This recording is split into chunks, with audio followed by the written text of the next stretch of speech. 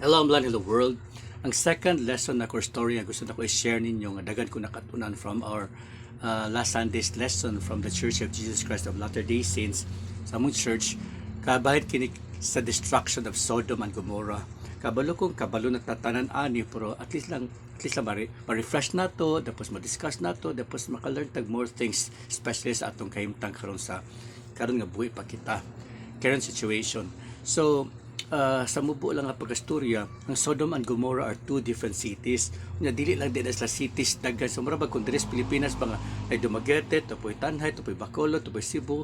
So ang major lang gud nga cities nga gi-mention ang city of Sodom and city of Gomorrah, but sometimes during that time kumayon ko sila Sodom and Gomorrah pertaining to the many cities during that time, which could even be more than just two cities. So during that time, ang prophet ato si Abraham, and then gusto na sa Ginoo nga i-destroy ang Sodom and Gomorrah tungod sa wickedness of the people. Sa time ning Noah sa una katong flood, it was because more of the wickedness of the people, more on ang ilang pagka-violent, kanang wicked sila, gusto sila patayan, gusto sila duguay, kanang patay, mainit ug maulo, patsa na gyud. Pero kani ang wickedness sa mataw was more described bitaw more about immorality, kanang sexual nga mga transgressions, sexual nga masala. So daghan kay masala atong panahon na in a way nga ningon ang Ginoo nga i-destroy na niya ang Sodom and Gomorrah. Gina niya si Abraham nga panglakaw na, labi na si Lot na usa ka righteous nga tawo kabay sa pamilya nga biya mo ng lugar tungod kay i-destroy kanan niya. Pero nihangyo si Abraham ni siya nga baso okay lang nga dili i-destroy. Tapos ningon pud si ang Ginoo nga sige din ako destroy kung makita 50 ka buk tawo nga buutan. So gi-check ni Abraham wala di 50 siya paso pwede lang 45. Wala gyapon basta pwede 40. Ato ni go down na good sa 10. So more likely wala di matarong dito. Pero lami kay dang Ginoo no kay kung naday usa ka lugar nga natarong labi na dito sa Sodom and Gomorrah tapos wala gyoy murabag i-destroy na gusto Ginoo. So pwede dai dili i-destroy sa Ginoo ang usa ka lugar kung naay mga righteous pa dito bisag pipila lang i-save na sa Ginoo. So tungod kay wala gid righteous during that time, gi-command sa Ginoo ang pamilya ni Lot nga righteous mo biya. Tapos napagid time nga nibiya na to ni pamilya ni Lot, magtukos lag tent nga layo-layo. Tapos nibiya na no sa city, Sodom and Gomorrah, pero kuan pag sila mga katingalahan lang batasan ba nga ang ilang doors ilang tent ilang pa dyan atubang sa city.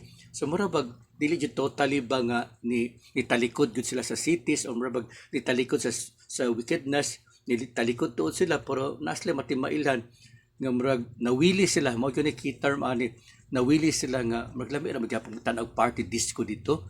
Lami ra man siya mga memories nato dito nga na mga sadya kahilayan as mga negosyo sa dito na siguro mga immoral nga mga bars mahugaw na.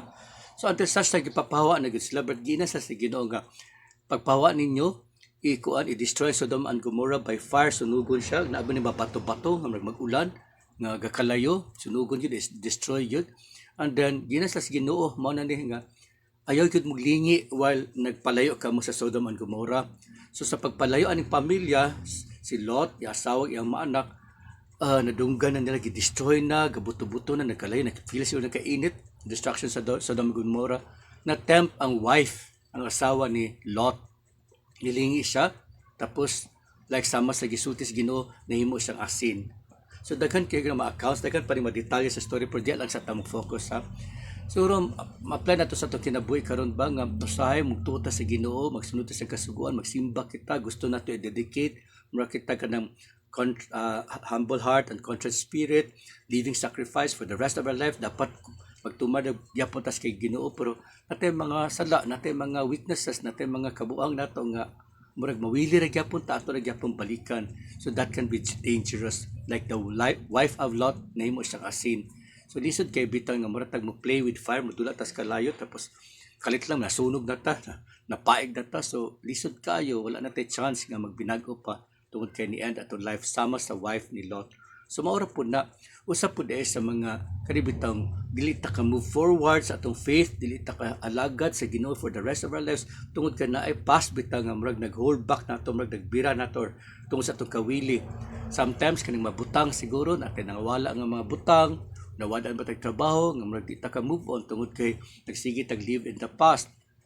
Natay sala nga ato na payag pasaylo na kita pero ikonsensya ra gyapon kita kana kabubutan kita sa Ginoo kay asas ni Satanas kay sa Satanas gusto siya nga makonsensya ta sige para ma-feel nato nga makasasalag hugaw gyud kita ug tungod kay hugaw gyud ta man nga imposible nga maluwas ko man di na lang ko mosunod sa Ginoo pero ang gusto gyud sa Ginoo nga magsugod tag bag-o magpadayon kita tapos kuan nang i-bless kita sa Ginoo kadto masala kalimtan nato sa Ginoo masala nga na nangagi nato tungod kay kita gusto sa Ginoo nga mag-focus kita sa future nga magbinago kita mag-alagad kita kaniya with all our heart, might, minds and strength.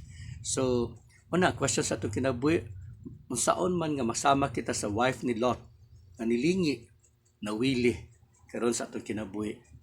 So I share this in the name of Jesus Christ. Amen.